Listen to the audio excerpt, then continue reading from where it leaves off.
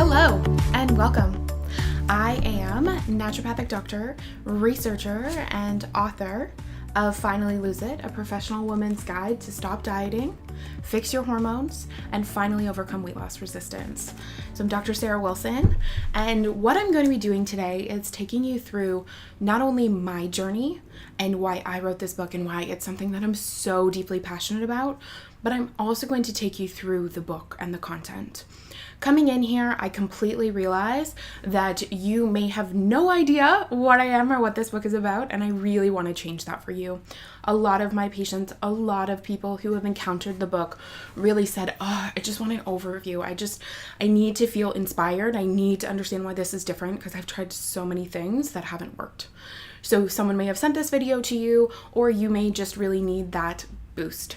So that's what I'm going to do today, is take you through a really deep look at Finally Lose It and help you to understand how this book is going to change your life.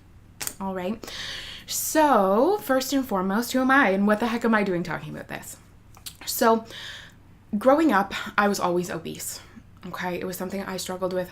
I was always very sick in other aspects as well. So constantly in and out of the hospital, really just struggling, right? Health was never something that came easily to me. Ask my poor mother. I love her to death, but that was not something that was a huge part of my childhood. So in addition to that, I was also obese. And don't get me wrong, I was an active kid. I was healthy. I was doing the best that I could, and I was still clinically obese. And this was something that obviously took a huge toll on me. It took a toll on my self-confidence. It took a toll on my health and my joints and all of these aspects. And it wasn't for lack of trying either. I mean, my mother took me. I wanted to go to dietitian after dietitian, to doctor's appointments, and everyone kept saying one of two things. The first one was, if it's not broken, don't fix it. We don't know what's going on. Keep eating healthy and exercising and doing the things. And the second thing was that people didn't believe that I was eating healthy and doing what I said I was doing, which was devastating, right? So my goal growing up was always to help to figure out what was going on with my body. And my first interaction with that was when a colleague of mine, when I was younger, started Oprah's no whites diet. That went around, and he started it, and he had struggled with his weight as well, and he started to see results. And so I was excited, and I was like, sure, you know what, let's do this together. And that was really the first time that I started to understand food as medicine, and that it wasn't about the calories that I ate. It was about what those calories entailed and what went in my mouth.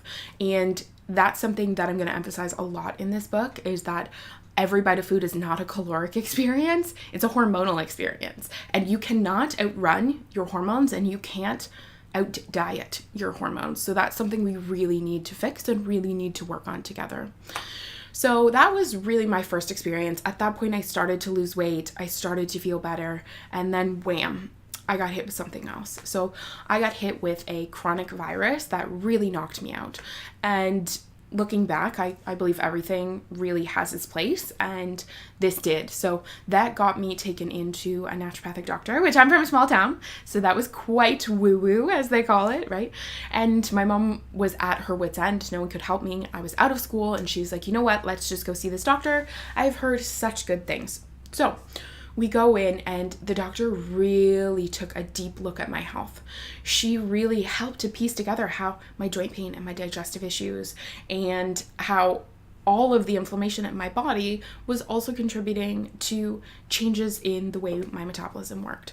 So that was hugely eye-opening. And that was really the beginning of the end for me. Then going into university, a whole another health issue hit, which is something that I will dive into in another book, I'm sure. But after that period of time, I really got an opportunity to do research and to look into the metabolism and to health in a completely different way.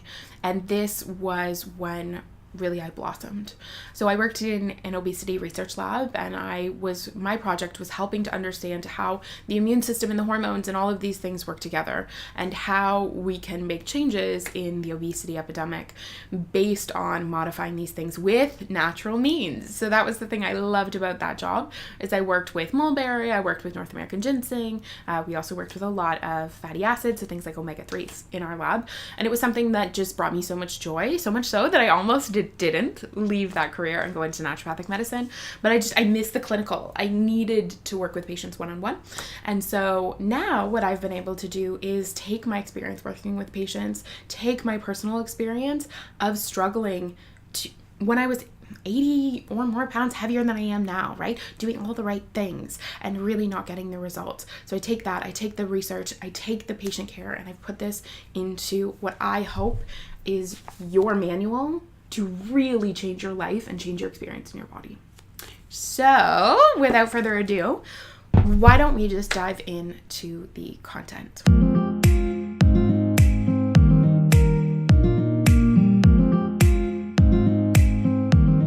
All right, so we're gonna dive in now to the first chapter. So that's going to be the circadian rhythm.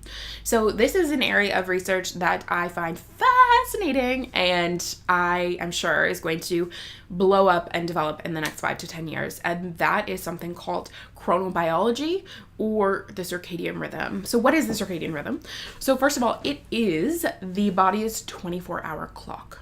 Okay, so our body knows what time day, night, sleep, wake cycles, all of these things are determined by the 24-hour clock. But it's not just those elements. Our hormones are released on a 24-hour clock, as you can see in the image that I had in the slide before this. We have changes in inflammation and oxidative stress based on those times.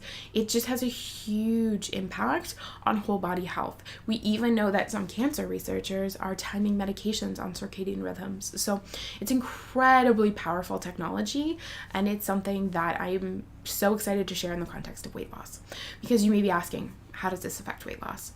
And you would be surprised, given how little it's talked about, the number of studies that there are on weight loss resistance. So one population of people that are studied with respect to circadian rhythm imbalances is going to be people going through shift work. Okay, so we know when you go through shift work, you are much more likely to get diabetes, heart disease, cardiovascular disease, cancer, and even something called non-alcoholic fatty liver disease, which is caused by insulin resistance. And insulin is something we will talk about extensively in this book, because insulin is, in short, a fat storage hormone. So if you have a lot of a fat storage hormone, then you're going to do a lot of fat storing, okay? So we know that in shift workers, this was a huge influence, and it has a really huge impact on health. But what researchers are coming to appreciate now is there's also something called social jet lag. So that is when you disrupt your rhythms on the weekend, or if you stay up late and then you sleep in the next day and then you try to go to bed, your timing is all over. And most of the time when we're up late, oftentimes people are eating late. So eating and the time of eating is also going to shift your circadian curve quite a bit. And that leads to something called social jet lag. And that social jet lag has a huge impact on inflammation in the body, on our hormones, and also on weight and weight gain. So when you get your copy of the book, you will notice that there is a quiz. So in that quiz, it's something that we use in the research called a morningness and eveningness questionnaire. So if you score high on the morningness side of things, then that's actually great. That's been shown to be highly correlated with abilities to lose weight. Obviously, if other factors aren't involved as well. But if you have an eveningness questionnaire, meaning you're alert at night, that is your power time, that's really when you can get things done, and that's when you eat, then that has been highly associated with more easy weight gain and more difficulty getting it off. Okay, so that has a really huge impact. We also know that when you disrupt your circadian rhythm, you get something called oxidative stress. So oxidative stress is, the best way I can describe it is like a cellular rusting. Okay, so when you see rust on your car, right? It's a completely different texture. Your car doesn't have antioxidants. Okay, your car can't go in and fix it itself. But those processes happen in our body, that oxidative damage, that inflammatory damage that happens, and it needs to be cleaned up. Okay, and that cleanup process happens on a circadian rhythm. So if you alter your circadian rhythm with timing of eating, with really irregular sleep patterns, with a schedule that's all over the place, then that is going to have an impact on your ability to lose weight. We also know that other hormones, so insulin being one of them, leptin is a really interesting hormone. I'll just do a side note here on the hormones, I guess. So insulin is a fat storage hormone, okay? So insulin is increased in the face of carbohydrates that we consume. It's also other foods, which we'll talk about. But for simplicity, insulin increases in the face of carbohydrates because your glucose increases. So insulin's job is to take blood glucose out of the blood and put it away into storage, into the liver, into the muscles, in the form of glycogen, and into the adipose tissue, which is your fat cells. That's the technical name for fat cells. So that's insulin. Then we have leptin, okay? So leptin is released from your fat cells. Yes, your fat cells make their own hormones and release them to tell your brain how much fat you have in your body, which you're like, great, awesome. So if I have a lot of fat, it's going to tell my brain I have fat, and then I'm going to lose it. So your metabolism should increase, okay? And you should also see increases in how much you move and decreases in the amount that you want to eat. So less cravings, less hunger. So that's an ideal world, right? But we obviously know when we start to disrupt systems in our body that we don't experience an ideal world. So those two hormones, in addition to something called ghrelin, which ghrelin is going to be a hunger hormone. So those are disrupted if you're disrupting your circadian rhythm. Okay, so circadian rhythm altogether has a huge impact, and that is something that I dive into in depth in the book because it's something that I see is missed in so many other places, right? So this is just step one in understanding that the low-calorie diets that you've been put on in the past, of course, they're not going to work if you're eating wrong times, wrong foods in that low-calorie category. So further explaining what's going on in your body. Okay, so let's dive into the sleep section. So, sleeping your way slimmer, doesn't it sound great? Oh man, this is the one that I get, this and the stress chapter are the ones that I get the most pushback on because people are like, if I had time to sleep, I would sleep, Dr. Sarah. This is not something that comes easily to me, or this is something that I just don't have time for. And both of those things we will address in the book because I am extremely realistic that this needs to fit into the context of your daily life. This cannot overhaul your reality. This really has to be something that smoothly fits in. And I have done the work to help you understand how to do that. So rest assured, get that objection off the table before we dive into some of the research. So what was so fascinating to me in diving into the sleep research was that if you sleep less than 7 hours, okay, you have an increased risk of obesity of 30%. So 30%, that was massive. That was so much more significant than I expected. I know personally, if I didn't sleep well, which historically I have not been able to sleep near as well as I can now, then I would be so hungry the next day. I would be craving carbs. That's all I wanted. And I also felt like more swollen, more inflamed. There's different aspects that I really just felt uncomfortable with when I didn't sleep. But I never expected 30% increase in obesity when you're not sleeping. So what we know is that, again, in line with the circadian rhythm, there's going to be changes in the hormones associated with sleep. So if you're not sleeping, then you're going to have alterations in those hormones. So looking at the insulin, the leptin, the ghrelin, all of these hormones that are going to dictate and affect how much weight you are able to lose when you're working really hard at it. And I have full faith that you're working really hard at it. So this sleep chapter goes into all of the research of the hormones that are released on different time phases. So that's not just looking into the metabolic hormones, but also things like progesterone, right? These other hormones that have such a critical impact on a woman's health. So we dive into that, and I'm really going to go through as well so many treatments, so many options to help you to overcome your sleep issues, because I do realize that that is a huge aspect of things. In that, I'm also going to talk a lot about a concept called decision fatigue. So decision fatigue, we have all experienced when you get home at the end of the day and your kid, partner, husband, roommate asks you what you want for dinner and you just want to pull out your hair. You're like, I cannot, right? I can't make another decision right now.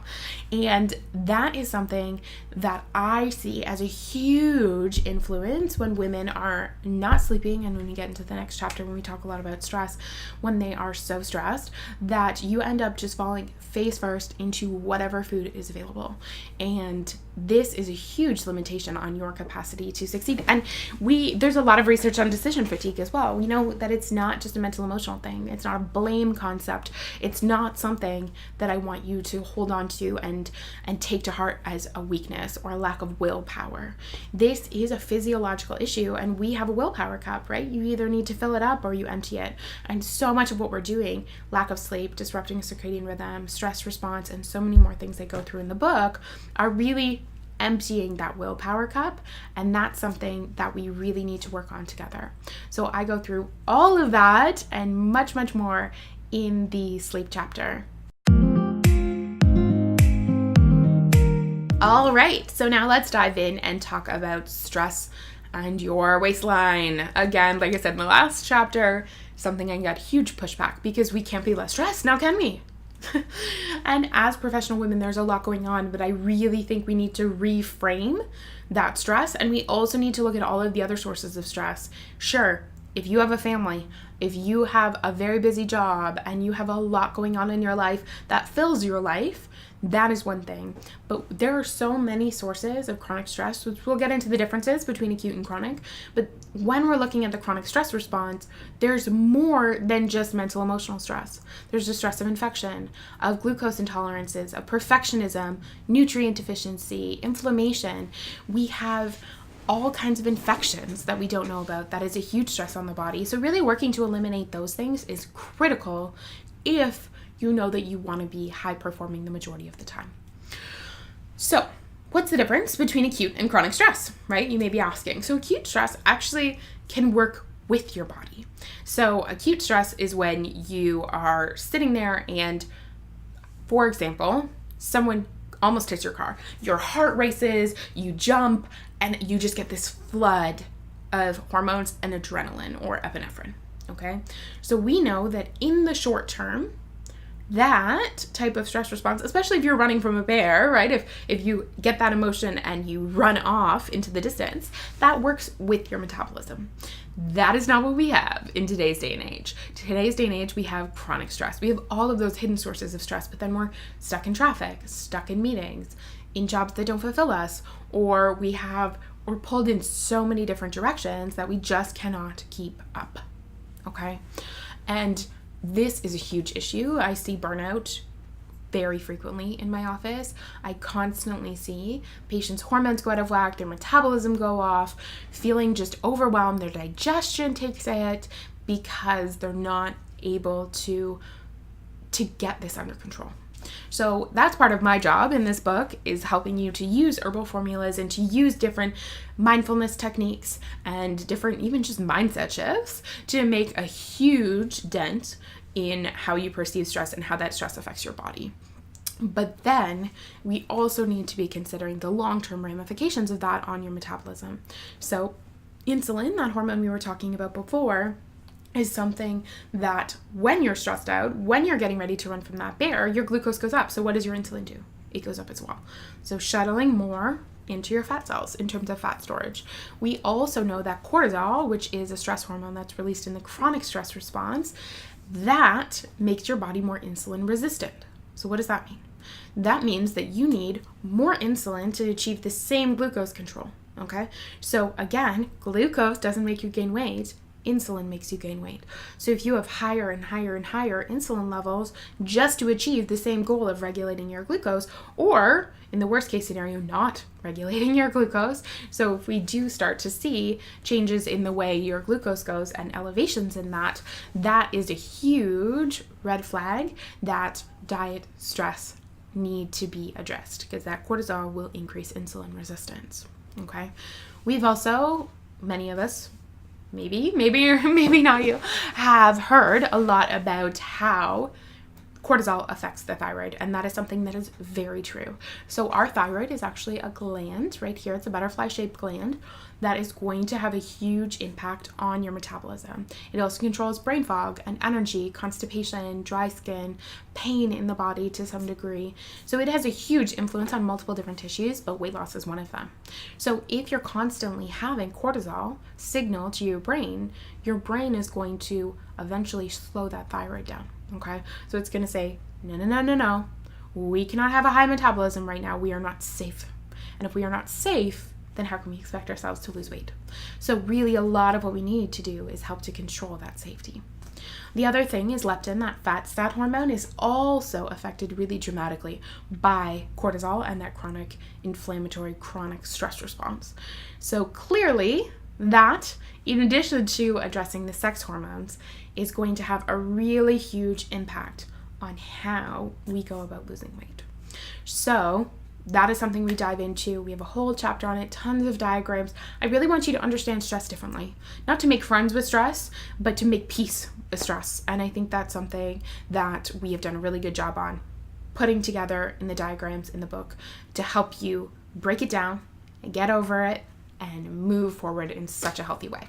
Okay, so next chapter we're going to dive into is probably one of my favorite. It is really game-changing, and it's something that has such a huge personal connotation to me, but it's also something that is game-changing for patients with weight loss resistance.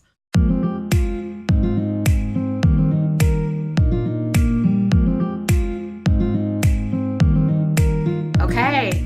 So let's dive in. Digestion, gut hormones, and weight loss. So this is an area that I think is really going to be the future of weight loss resistance medicine, right, and treatments.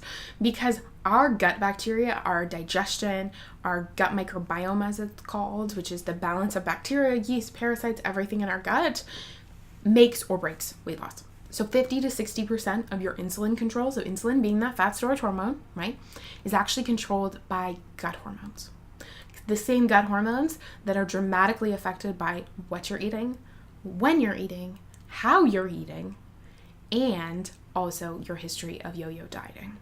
And I know no one wants to talk about this. No one wants to talk about the long-term impacts of yo-yo dieting. Yo-yo dieting being eating less than 1,400 calories. That's how the research defines it. So low-calorie diets where you lose weight and then you go off the diet and then you gain all the weight back. Okay? It does have an impact. It's terrifying research for a lot of people. When I even mention it in talks, oftentimes people are like, I can't, right? Have I broken myself? Am I at fault for this? And no, the answer is no. There's so much that we can do to get our gut hormones back online, but it starts with appreciating digestion and realizing what we have to go into. So digestion starts from the moment you start eating, right? So the moment you take that first bite of food, your digestive system starts working, right? Hormones are being produced, enzymes are being produced, and then by the time it moves through your system, that's where we get the interaction of the gut microbiome, so those bacteria and yeast. They have a really dramatic impact on not only your gut hormones, but also on the inflammatory status of your body in itself, right? So if you're the type of person who's getting bloating and gas, if you're getting all kinds of reflux, digestive issues, never feeling well, 1,000 food intolerances, if you just really are feeling like your digestive system isn't intact, then you need to listen up and you need this book, okay? So your microbiome, the balance between those gut bugs, specifically two of them called the Bacteroidetes and the Firmicutes, okay, so technical names, but these two different families of bacteria has been shown to make a really dramatic impact on the gut microbiome. So when I was doing research back in the day, there was studies being done on, essentially it's a poop transplant, but they took obese mice, they took their feces, and they put them in lean mice. And then they took the feces of lean mice and put it into the bowels of the obese mice. And what happened? The obese mice got skinny, and the lean mice became obese. So this was the first time that we all kind of sat back and were like, we are missing something here, right?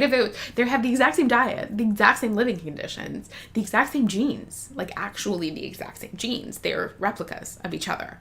And this made such a huge impact.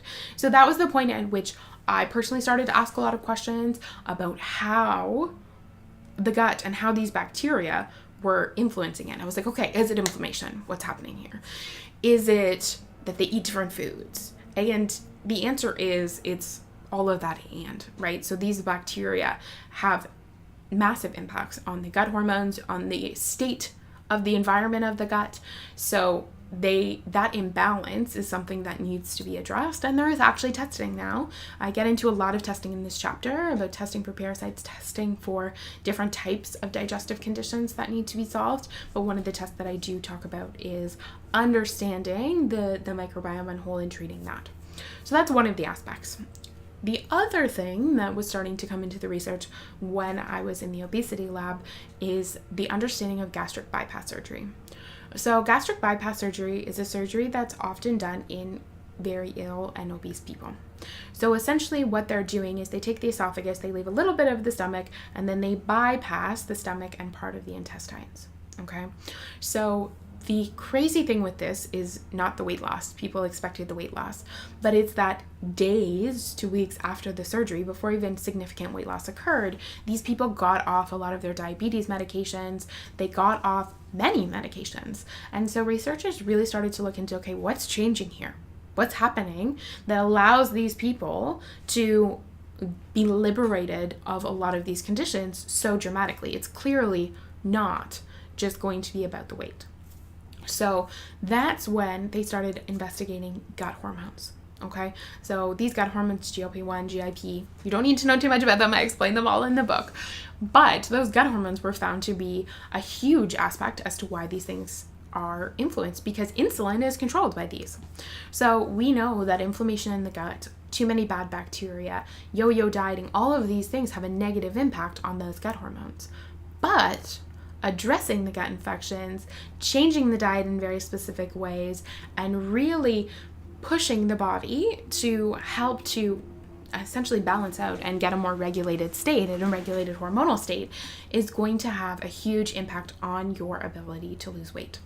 There's also a concept that I won't get into in too much detail because it is quite complex and it's one of my nerdy habits, but it's something called metabolic endotoxemia. Okay, so essentially what that means is when you have a lot of those bad bacteria, bad meaning gram negative, okay, what's going to happen is they have this inflammatory sugar on the outside. It's called LPS. So that inflammatory sugar, in the face of certain diets that I have a lot of opinions on, but in the face of certain diets, is going to be pulled out of your intestines into your bloodstream and contribute to weight gain, insulin resistance, and inflammation. So much is happening at the level of your gut. I really can't do it justice here, but I firmly believe if you haven't explored and treated your gut with a really knowledgeable practitioner, a practitioner who's knowledgeable in weight loss resistance, then this could be your big factor. I see it all the time. I treat a gut, I get that under control, and then all of a sudden weight loss just comes. Sometimes in the face of the same diet, unfortunately for me. I wish everyone would change their diet and really focus on health long term, but sometimes that's not reasonable for everyone all the time. So in any case, that is something that I see so frequently, and I can't wait to get your hands on this section of the book because it's really going to be game changing. Okay, so now we're going to dive into insulin and insulin resistance. So I have given you a little bit of an overview up till this point on what insulin is, but I really truly believe that we need to be exploring insulin and testing insulin. My goodness, the fact that so many of my patients have never had their insulin tested is beyond me, but we really need to be looking into that and optimizing insulin. So again, insulin is a fat storage hormone, okay? The way insulin works is when you consume food, what's going to happen is that goes into your digestive system. It's going to be absorbed into your bloodstream. Glucose is going to go up, and then your insulin is signaled by your pancreas to increase as that food is moving along. So your body's preparing to regulate your insulin. Okay, so insulin also is affected by protein, and insulin also has an effect of shuttling amino acids, which are little tiny broken down proteins, into the muscle. Okay, so insulin is not bad. It is not the enemy. We need insulin. We need enough insulin. We just need the right amount of insulin at the right times, or else everything will go out of control and you get stuck in weight loss resistance mode, which is not the goal here. Okay, so that's the way insulin's working. And we talked a little bit about all of the factors that contribute to insulin resistance, right? And altered insulin secretion or insulin release, circadian rhythm, sleep, stress, gut and gut hormones, right? All of these things have a huge impact on the way insulin works in the body. So it's all kind of coming back and wrapping up in this. So again, when insulin is high, so say, for example, and this is something that I see quite frequently, is that you are asleep. And in theory, we should be in a fasting mode when we're asleep, right? So your metabolic hormones, your fat storage hormones should be low so that you are able to pull fat out of your fat cells. So if that's not happening, okay, and your insulin is staying too high all of the time because of one of multiple different reasons, then you will perpetually be in fat storage mode. Okay. Some of the other symptoms people get in those situations is acne.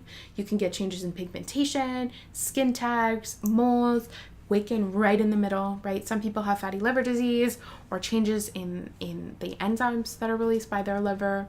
So multiple different things, right? Insulin is not just about weight. None of this is just about weight. It's about getting healthy at a really deep level and understanding finally your body, your metabolism, and why all of these things you may have been told offhand have a basis in fixing and correcting your metabolism when put together in a specific plan.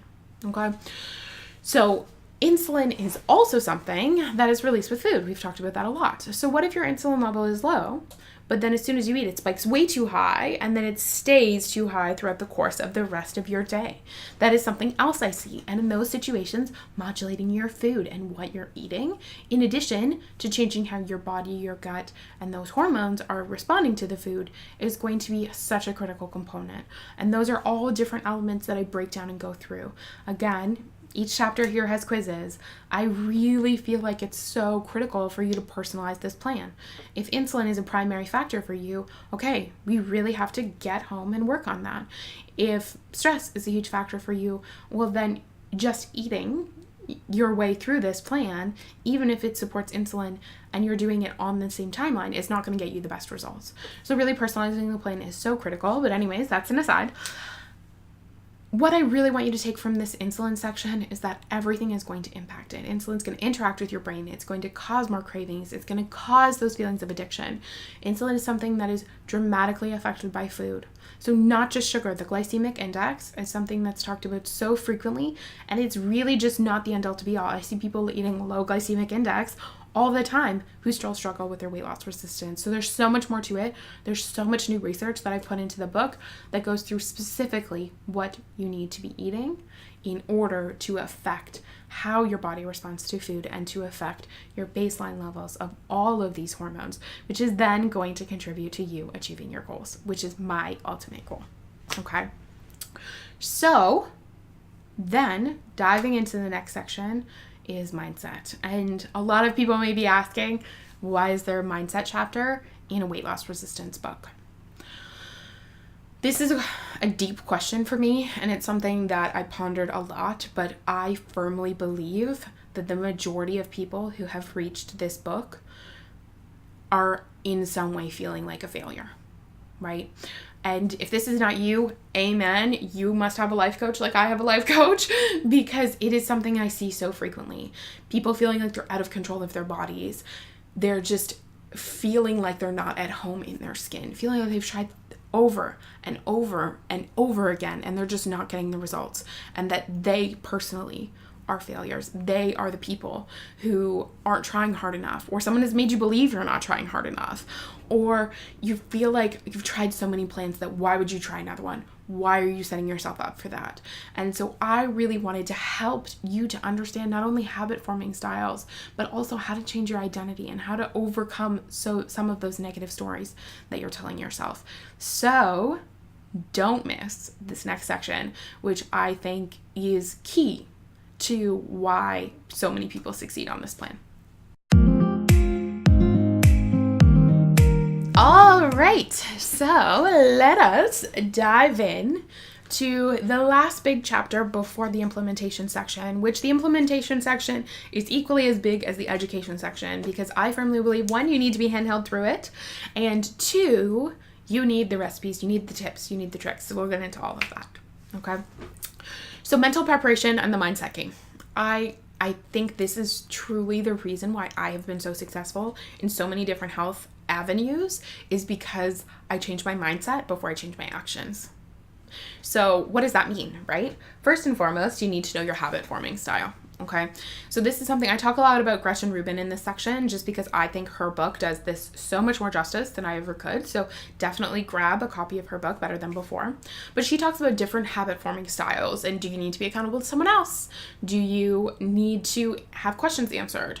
Do you need to just do it on your own and decide and you're fine? Or is it really difficult for you? So she calls it a rebel personality, which unfortunately I identify with. I need to know only when I want to know what I'm going to do. And if someone tells me to do something, I will probably do something differently. So you really need to know your habit forming style in order to know what type of support that you're going to need in this journey. It's like, this may not be easy for you. For some people, it's super simple, right? I firmly believe it's not hard. But if you need a lot of support, then you're going to need a life coach, okay? And in the accountability and support package, I actually have a lot of information on this, but you're going to need a life coach or a friend or a family member or someone who is going to help you, and preferably, as I talk about in the package, someone who's not necessarily in the health profession, so they're not inputting their opinions on you, but just helping to coach you through the process, right? If you can do it on your own, then you can do it on your own and you're totally fine. So this is so important, because without knowing yourself, how can you know what you need? Right? So then I also talk a lot about stop saying you're busy, right? Busy is something that really means nothing. I could say I'm busy working 70 hours a week, and I could say I'm busy if I'm on vacation. It's a very abstract concept, and it has a huge mental toll and a huge toll in our stress response. So I really set up this book to optimize 5 to 10 minute blocks in your day where you can get something done.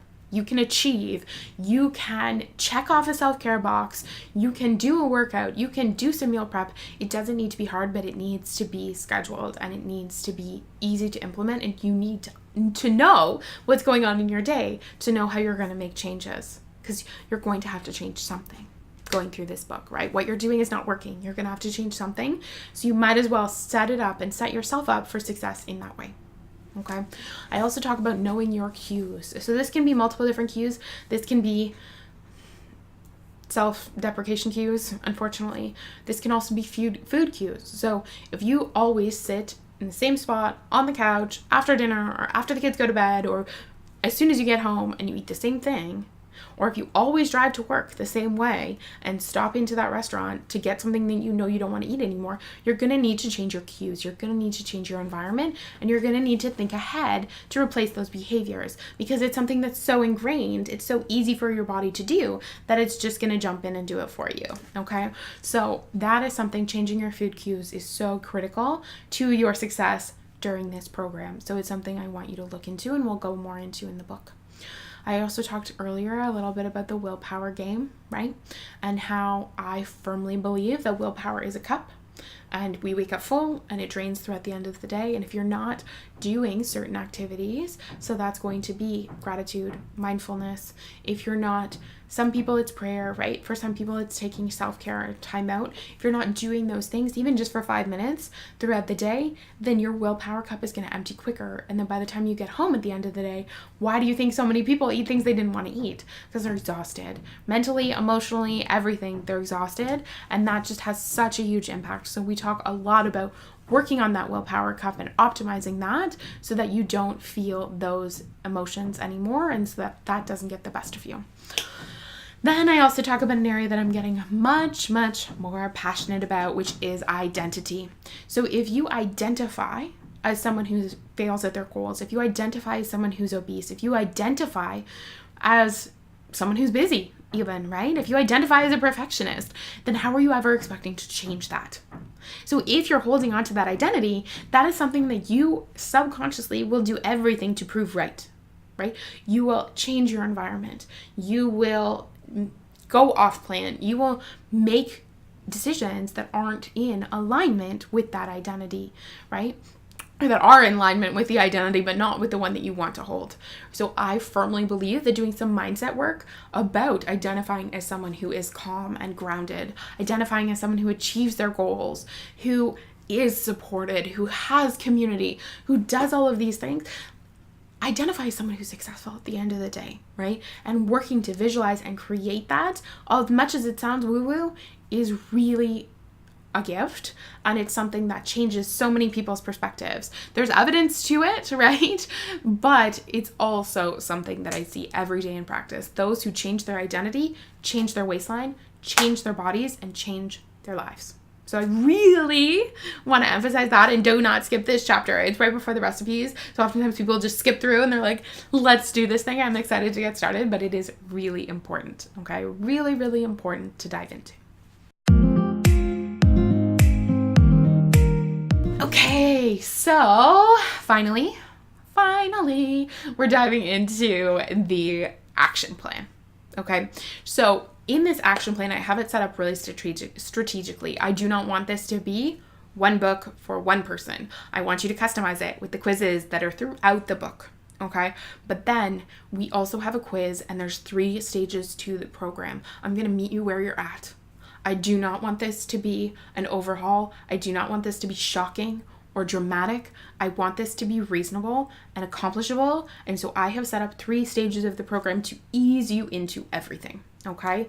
I also have a system that I use all the time. I don't know if you call it trademarked or whatever, but it's the Dr.Sarah system for meal planning. Okay.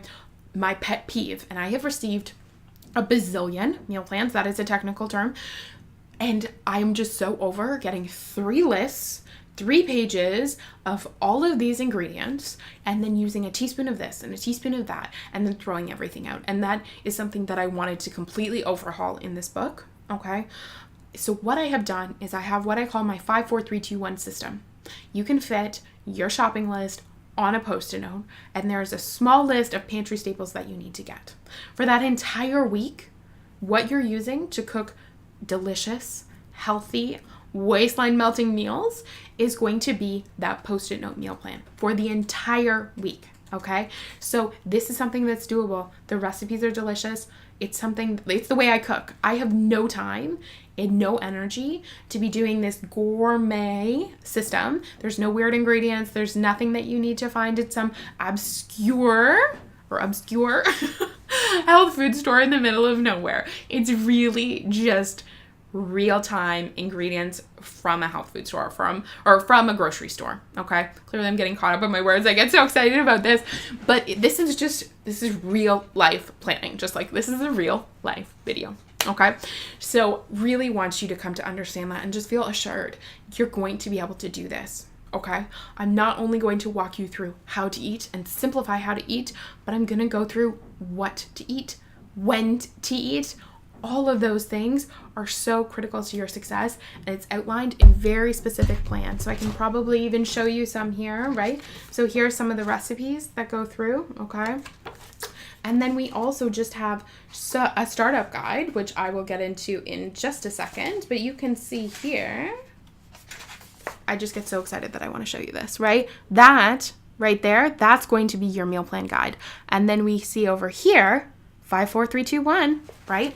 You can do this. It's simple, and I completely promise that you are going to never think about meal planning and weight loss meals the same way again, okay? Then I also have a 30-day startup guide. So my thing for personally, whenever I start a plan, I get so overwhelmed day 1. I'm like, what do I do? I don't know what to start. I don't know what this is going to look like. And then if you don't get that back on track, by day 7, you're done. The plan's over. So I have 30 days of exactly what I want you to do on every day. Okay.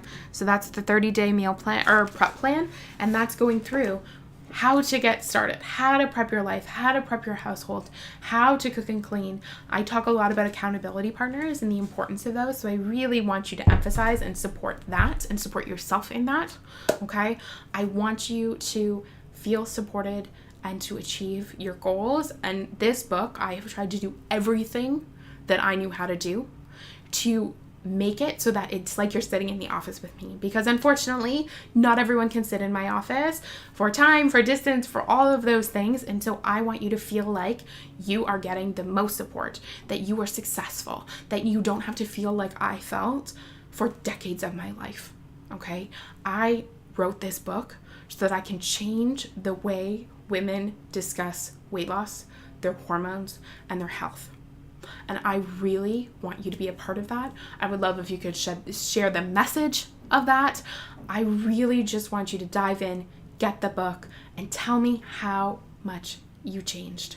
Tell me how much you're feeling better, how your mindset has changed, your sleep has changed.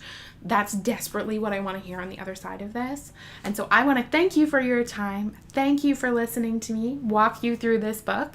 I really hope that if you don't already have a copy, you get a copy. And if you do have a copy, you share it with someone. Go through this with a friend. This is how we're going to change how women view their bodies and how women view weight loss resistance. So uprising, come together. And I really I'm so grateful that you spent your time going through this and that you will spend your time going through the book. Okay, so again, Finally Lose It, Professional Woman's Guide to Stop Dieting, Fixing Your Hormones, and Overcoming Your Weight Loss Resistance. Okay, let's do it together. Thank you.